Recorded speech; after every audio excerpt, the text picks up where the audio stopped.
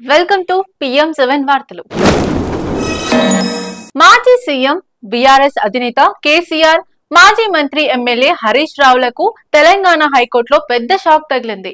Kaleshwaram commission report పై తక్షణ చర్యలకు సంబంధించిన మధ్యంతర ఉత్తర్వులు ఇవ్వడానికి హైకోర్టు నిరాకరించింది. తదుపరి విచారణను 4 వారాలకు వాయిదా వేసింది. అలాగే పూర్తి స్థాయి కౌంటర్ దాఖలు చేయాలని అడ్వకేట్ జనరల్ కి ఆదేశాలు జారీ చేసింది. ఈ సందర్భంగా ప్రభుత్వం కోర్టులో తెలిపిన విషయాలు కూడా ప్రాధాన్యం సంతరించుకున్నాయి.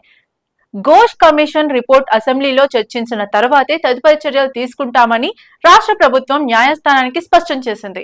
కేసీఆర్, హరీష్ రావు ఎమ్మెల్యేలు కాబట్టి అసెంబ్లీ చర్చ తర్వాతే చర్యలు ఉండాలని కూడా వాదించింది.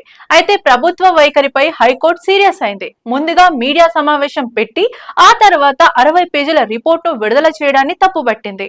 ఆ రిపోర్టును పబ్లిక్ డొమైన్ నుంచి తొలగించాలని ఆదేశించింది. కమిషన్ 8B, 8C నోటీసులు ఇవ్వకుండా పిటిషనర్లపై ఆరోపణలు చేయడం చట్టవిరుద్ధమని అభిప్రాయపడింది. ఈ అంశంపై 3 వారాల్లో వివరణ ఇవ్వాలని ప్రభుత్వాన్ని ఆదేశించింది హైకోర్టు. ఇక రానున్న రోజుల్లో ఈ నివేదిక రాజకీయ వాతావరణంలో మరింత చర్చనీయాంశం కానుంది.